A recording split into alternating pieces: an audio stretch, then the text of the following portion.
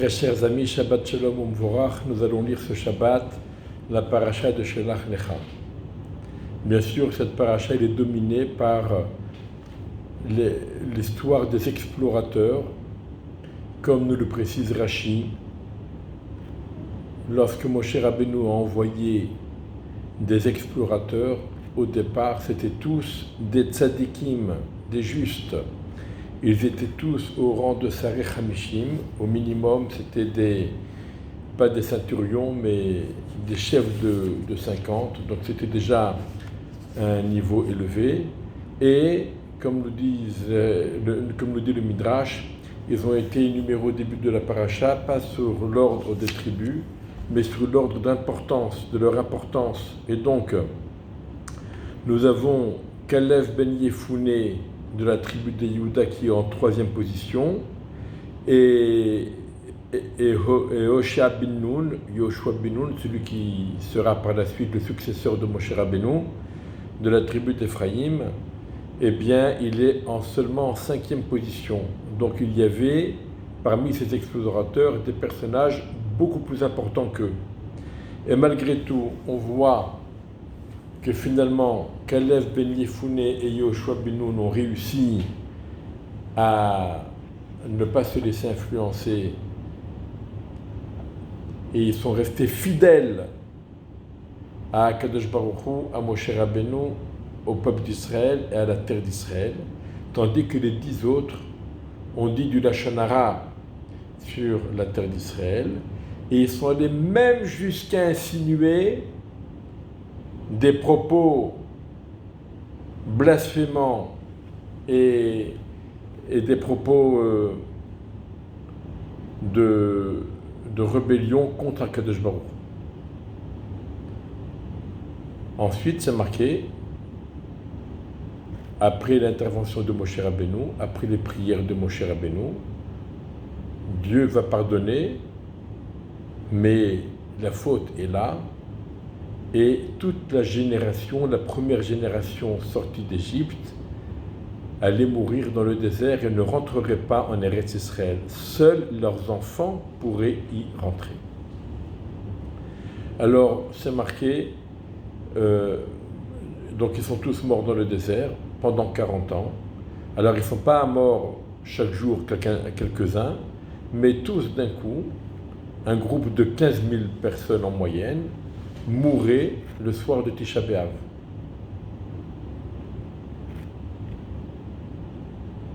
Ça, c'est pour le peuple. Pour les explorateurs, eux, ils sont morts Bamagefa. Quand on dit Bamagefa et non pas Bemagefa, ça vient nous dire qu'ils ont subi une épidémie très particulière qui correspondait à leur faute. Donc leur faute était d'avoir dit du Lachon Hara. Donc certains de nos Chachamim disent qu'ils sont morts par une épidémie de déver. On traduirait aujourd'hui la peste. Déver. Déver, ça vient du mot davar, dibour, la parole. Ils ont fauté par la parole, ils ont été punis, mida keneged mida, par le déver.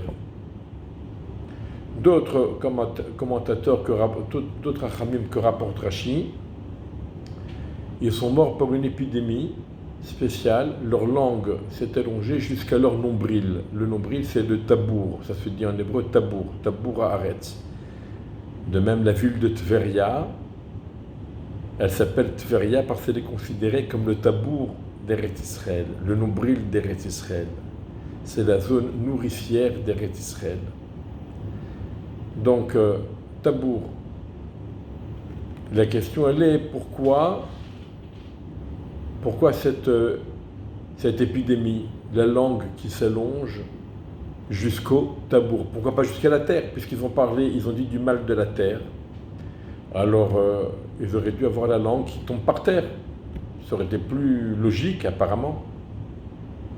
Pourquoi jusqu'au nombril uniquement? Et Rashi rapporte qu'il y avait des vers qui cheminaient de la bouche sur la langue, de la bouche jusqu'au nombril. Quel est le sens de ces vers? Donc on voit ici je vais vous rapporter donc cette explication que j'ai entendue de Rav Baruch Rosenblum au nom du Baal HaTanya. Et il dit la chose suivante. C'est vrai que les Meraglim ont fauté. C'est vrai qu'ils ont dit du Lachon Hara sur Eretz Israël. Mais leur intention profonde, elle était les Shem Shamayim. Elle était, pensait-il, pour le bien des Bnei Israël. Pourquoi? Ils ont dit nous sommes dans le désert. Nourris, logés, blanchis. On a la clim grâce aux colonnes de nuée. On peut étudier le jour et la nuit autant qu'on veut. On est toujours en train d'étudier. On est toujours proche d'Akadosh Baruch Hu, proche de la Torah, proche de Moshe Rabbeinu. Pourquoi rentrer en Eretz Israël? Nous devrons alors travailler et nous ne pourrons plus étudier et nous ne pourrons plus rester attachés à la Torah. Et alors les Meraglim, ils vont décider, on va dissuader les Bnei Israël de rentrer en Eretz Israël, on va dire donc du mal d'Eretz Israël. Eretz Ochelet Yoshevea, c'est une terre qui avale ceux qui y habitent, parce qu'effectivement, on ne peut plus étudier, on est sans arrêt en train de travailler la terre, et on ne pourra plus servir Hachem comme on le fait si bien maintenant dans le désert, en toute tranquillité et sans le moindre souci. En d'autres termes, dit le Baal HaTanya, ils ont voulu maintenir le peuple d'Israël à un niveau qui correspond à celui de Tinok Mim'e Imo, le bébé dans le ventre de la mère.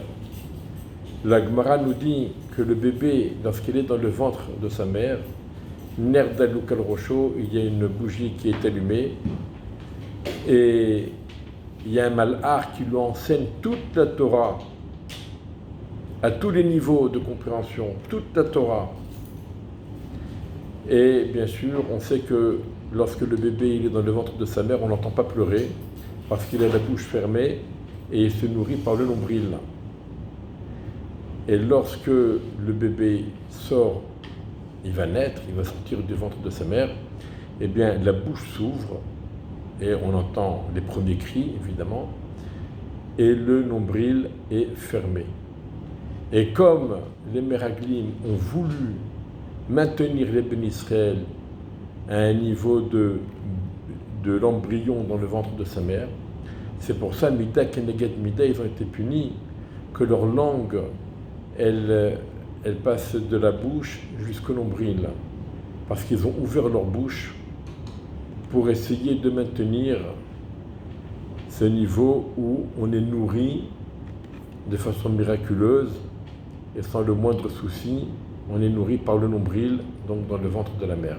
C'est ça le Mida Keneged Mida. Bien sûr, les petits vers qui se promenaient sur cette langue, c'était justement pour nous rappeler la force de la prière. La force des Bnei Israël réside dans sa bouche. De même que les petits vers, quand ils s'attaquent à un gros arbre, au début on ne s'en rend pas compte, mais finalement au bout de quelque temps, l'arbre va finir par tomber. Eh bien, les Bnei Israël, à force de prier, à force d'étudier, c'est ça qui les maintient et c'est ça qui va faire tomber très vite et très prochainement tous nos ennemis, par la force de la prière et par la force de l'étude de la Torah. C'était ça donc la leçon qu'il fallait tirer de cette paracha. D'un côté, les Meraglim, les influenceurs, ont été punis à leur niveau, mesure pour mesure, Mida Keneged Mida, pour rappeler, à la fois on rappelle leurs bonnes intentions cachées, mais finalement ils ont fauté, parce que la volonté d'Akadosh Baruch Hu n'est pas que l'on reste à ce niveau de bébé dans le ventre de sa mère, sinon il n'y aurait pas de raison de naître. Mais si on naît, si jamais on sort justement du ventre de la mère, de la maman, c'est que justement, c'est pas ce qu'il faut. Il ne faut pas rester un embryon, il faut devenir un homme qui prie, un homme qui étudie, un homme qui se fait aider par Akadosh Baruch Hu pour continuer à le servir, tout en rehaussant le niveau de l'univers et en le mettant au service d'Hachem. Ça, c'était la première leçon de la paracha. La punition des influenceurs et la punition des influencés, de ceux qui se sont laissés embarquer dans cette faute. Et ensuite, la Torah nous parle du Mekoshesh Etzim, d'un juif dans le désert. Il avait peut-être froid, on ne sait pas qu'est-ce qu'il avait. Il a commencé à ramasser du bois pendant Shabbat. Or, faire un tas de bois pendant Shabbat, alors il y a une discussion exactement qu'est-ce qu'il a fait, etc. En tout cas, ça correspond à une des travaux interdits pendant Shabbat. Donc on nous parle de ce monsieur, et il a été puni par la peine capitale, ce que l'on traduit par la lapidation, bien que cela n'a strictement rien à voir avec ce qui se passe en Iran et dans d'autres pays. Ça n'a strictement rien à voir. C'est pas comme cela que chez nous on agit. Et ensuite, on nous parle de la mitzvah de tzitzit. On parle également de la mitzvah de Afrashat Chala, le prélèvement de la Chala. Mais quel est le rapport avec ce monsieur qui a profané le Shabbat, avec la mitzvah de tzitzit et avec l'histoire des explorateurs? Et donc, effectivement, les commentateurs nous expliquent la chose suivante. Parmi les bénis Israël, il y avait un courant qui disait, puisqu'on a été condamné à mourir dans le désert et à ne pas rentrer en Eretz Israël, on est donc dispensé de la Torah et des mitzvot. On peut faire ce qu'on veut, profitons de la vie tant qu'il en est encore temps. Et cette personne qui s'appelle, les Rachamim vont nous le dire, il s'agit d'un monsieur qui s'appelait Tzelofhad, dont les 5 filles vont s'illustrer au moment du partage d'Eretz Israël, d'Eretz Kenan. Donc ce monsieur qui s'appelait Tzelofhad, il a voulu réveiller le peuple d'Israël et les encourager à servir Hachem, à continuer à étudier la Torah, à accomplir les mitzvot, et à ne pas s'imaginer qu'ils en étaient exempts. Et c'est pour ça qu'il a décidé de faire une faute devant tout le monde, sachant qu'il serait puni en public pour que tout le monde sache et prenne conscience que l'on est redevable et que l'on doit servir Hachem, on doit continuer, même si on reste dans le désert, on doit continuer à étudier la Torah et à accomplir les mitzvot. Bien sûr, ça, il ne l'avait dit à personne, il est resté discret sur ses intentions profondes et finalement, il a été jugé pour les actes qu'il a commis de façon ostentatoire. Lui, comme les Meraglim, il a commis une faute, mais avec une intention louable, une intention de renforcer les bénis Israël dans l'étude de la Torah, l'accomplissement des mitzvot et servir Hachem. C'est pour ça qu'on en parle justement dans cette paracha, quand bien même il est fort possible que cette histoire-là n'ait pas eu lieu juste après les Meraglim, mais bien avant. Le Midrash nous dit pourquoi il y a eu ce relâchement, comment se fait-il que ce monsieur ait profané le Shabbat?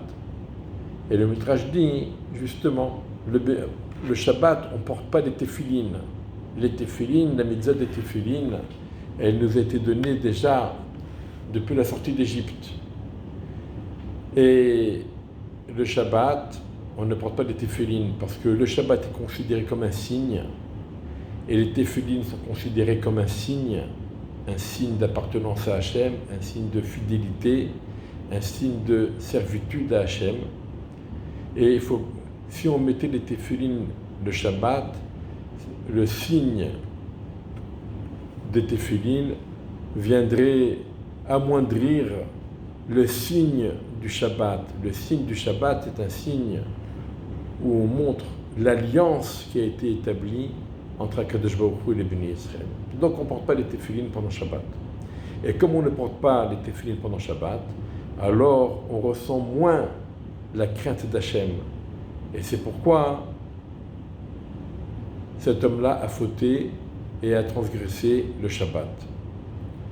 D'un autre côté, alors Akadosh Baruch Hu, il a dit, eh bien si c'est ça le problème, je vais vous donner une mitzvah que vous pourrez accomplir le Shabbat. C'est la mitzvah du tzitzit. C'est pour cela que justement, juste après l'histoire de cet homme, on nous parle du tzitzit, le passage que nous lisons tous les jours dans le Kriyat Shema.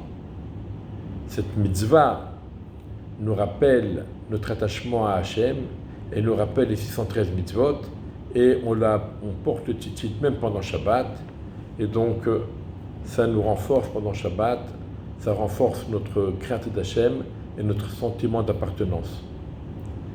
La Gemara raconte que Rabbi Yehuda Bar Ilaé, à l'entrée de Shabbat, il portait des vêtements avec les tzitzit. Pourquoi la Gemara nous précise à propos de Rabbi Yehuda Bar Ilaé qu'il mettait le tzitzit pour Shabbat? Pour les autres Achamim comme Rabbi Yanaï ou comme Rabbi Hanina, on nous dit simplement qu'il portait de beaux vêtements qui étaient réservés pour le Shabbat. On ne nous dit pas tzitzit ou pas tzitzit. Certainement, comme tout bon juif, il mettait le tzitzit. Mais on ne le précise pas spécialement.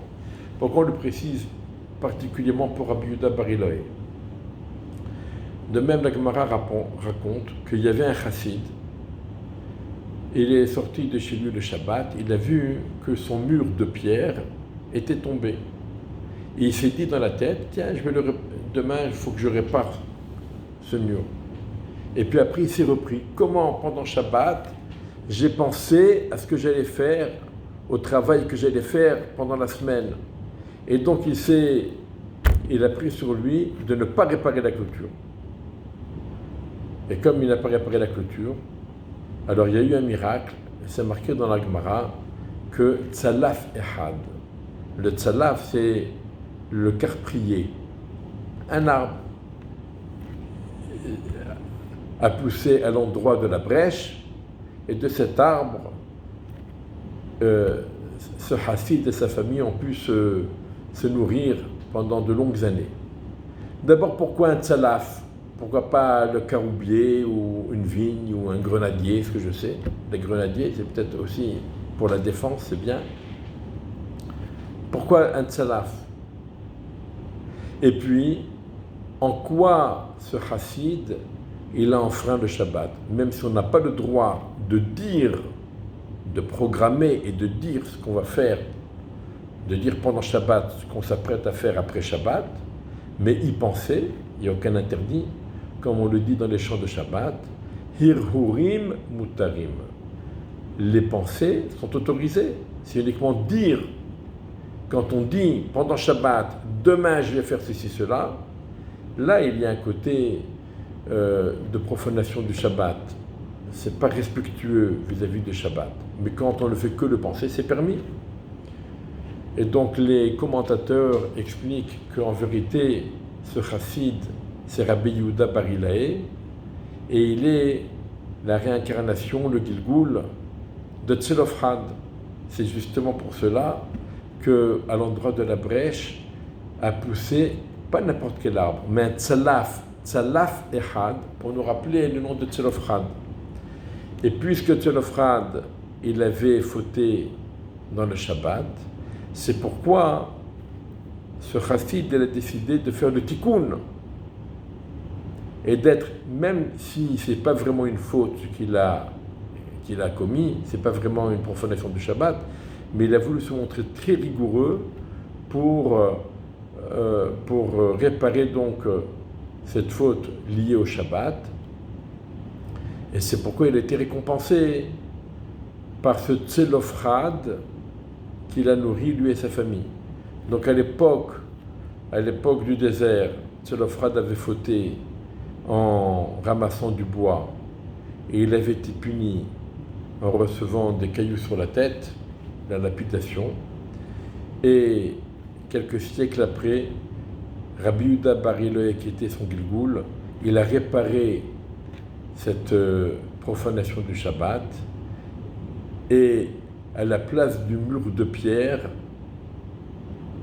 les pierres qui sont tombées, à la place de ces pierres-là est poussé un arbre qui remplace des bouts de bois qu'il avait ramassés dans le désert.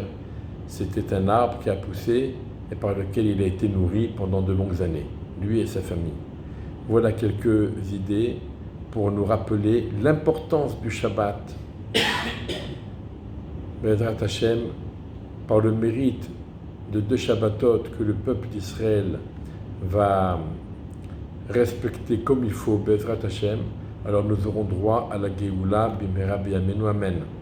Ces Dvar Torah, bien sûr, sont toujours dédiés et une pensée très forte pour toutes les personnes qui sont prises en otage et leurs familles qui souffrent, pour tous les soldats qui sont sur le terrain et leurs familles qui s'inquiètent à juste titre, et bien sûr pour le mérite de tout le peuple d'Israël et des yeshivot et des chachamim et des élèves qui se donnent jour et nuit à étudier la Torah pour le mérite de tout le peuple d'Israël.